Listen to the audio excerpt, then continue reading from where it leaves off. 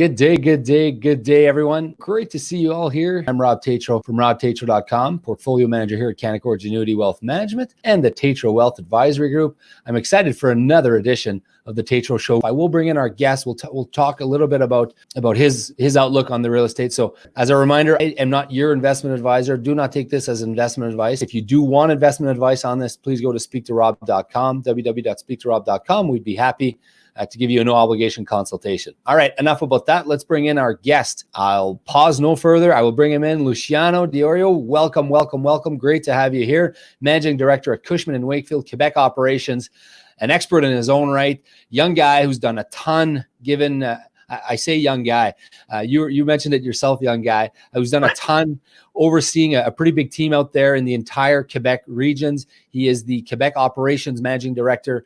Welcome to the show. Thanks, Rob. Thanks for having me.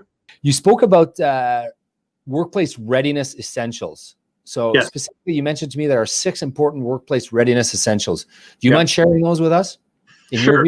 Yeah, sure. I think that one of the first things that we call it the Safe 6 at Cushman, and basic first thing you got to do is prepare. So in an office situation, you've got to work with the building and work with the landlord and make sure that the landlord is preparing the building properly for re-entry. So I'll use our building as an example where we are as tenants. You come in, there's restricted access to come into the building. There's multiple doors, but in this case, they've reduced the number of doors that you can access the building from. You're basically coming in with a card pass. You cannot come in if you don't have a card pass. When you get to the security desk has a plexiglass to protect the security personnel that's there. And when you're getting into the elevator and when you're waiting in the elevator lobby, there are lineups and queues that are forming now. In this case today, I didn't have to deal with that because, like I said, I think most people are still in a situation where they're not back. But as we get back, when you're in an elevator, as an example, you'll probably have to stand on a decal that's specifically put in the cab. What health officials actually recommend is that you face the corner of the cab, don't speak to the other person that's in the cab, basically limit having any potential interaction of COVID. So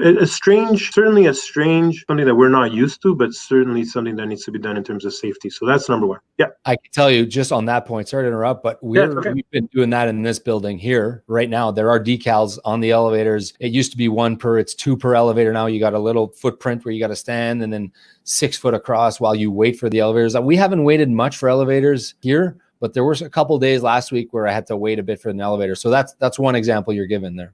Yeah, no, exactly. And I think too is buildings are going to work to eliminate touch points. And that also goes for the office space.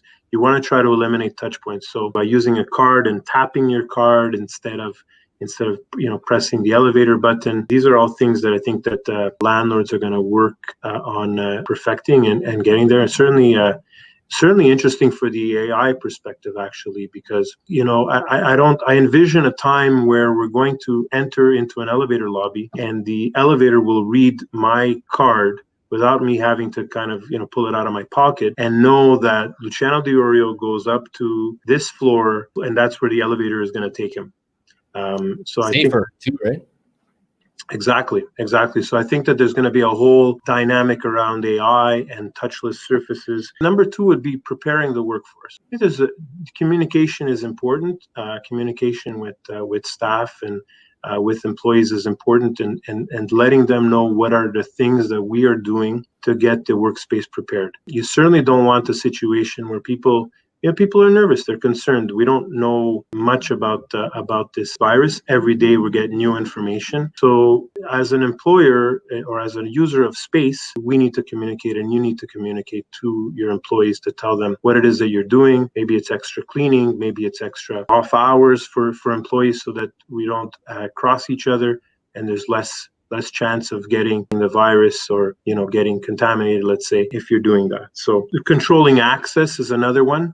I've heard of some cities. We have offices throughout Europe and Asia, and so they've been at this for a few more weeks than us. Temperature control. So taking people's temperature at the entrance, maybe working with the building or saying you'll come up to our floor and we'll take the temperature, or you can self-perform a temperature check before coming into the office. Do you see situation, Luciano, where you're walking into a stadium or something and there's like maybe a drone or something that's kind of scanning all the population and is able to tell you which ones have higher temperatures than others? Do you kind of see that coming?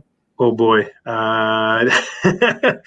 You know what? I'm not sure. What I am seeing is there are camera and security surveillance companies that have the technology and have cameras, thermic cameras that they can put in an elevator lobby, in a building lobby, to measure temperature. Of course, I've also seen some of the memes, on social media, where people are putting coffee mugs in front of their foreheads so that they would read.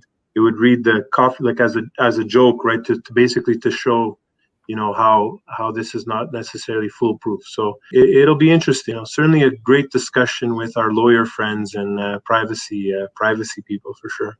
We're definitely going on that path. Yeah. So that's, what is that, 3 or 4? We're at 3. The social distancing plan is number 4. And when you think of when you walk into your local grocery, where there are wayfinders and there's stickers and there are decals all along the path as to how to walk and what direction to walk in. I know, like, one of the reasons I'm here today is to look at that and to see how I can do this in a proper way and make sure that there are no collisions. Typically, the kitchens and the washrooms, they're natural collision places for people to congregate. So how do you setting up the workflow? So what we're doing is putting decals on the floor. We're putting notices on empty office spaces, or where people are not going to be sitting and occupying. We're either going to remove the chairs completely, or put a sign that says, this is off limits. And this will just avoid situations where, because what's going to happen is, if I see you in the office, Rob, I haven't seen you in 10 weeks. And whether you've told me to distance or not, I want to come and say hi to my buddy. So you want to come and say hi to your buddy, and you're going to sit at the chair next to him. So right now, we're going to remove those chairs so that there is no chance of having that situation. And I think it's just the right thing to do. It's the right thing to do right now. The other day on that point, Luciano, the other day on that point in our office, first time this ever happened to me, a very, very Canadian thing. I was following someone 6 or 8 feet behind them and walking towards the parkade of my vehicle. And the person opened the door, looked at me, apologized for not being able to hold the door open for me, and went on their way so that we wouldn't be within 6 feet. It was a very, very Canadian thing to apologize. First of all, we're very good door openers, Canadians, right? We hold the door open for anyone. Quarter mile out, half a mile, quarter mile, I will hold the door open for you. But not this individual. And not only that, they apologized to me. So I thought that was funny. Sorry. So that was 4. I interrupted. Yeah. No, 5 is we touched on it too, is the reducing the touch points. So we talked about reducing touch points in the building. There's reducing the touch points within your office. Doors open, making sure that, let's say, your reception door is open, the least amount of touching surfaces as possible, and then having wipes and sanitary wipes nearby so that you can wipe down the surfaces that are touched. Because again, we think that this thing could survive a few hours and sometimes a few days, depending on the surface. So limiting those touch surfaces, and if you can't, then having the proper sanitization. And then communication and having a two-way communication with the employees. And so that's number 6. Two-way communication with employees and with building owners and so on. So it's really important. So 6 important workplace readiness essentials. You heard them here.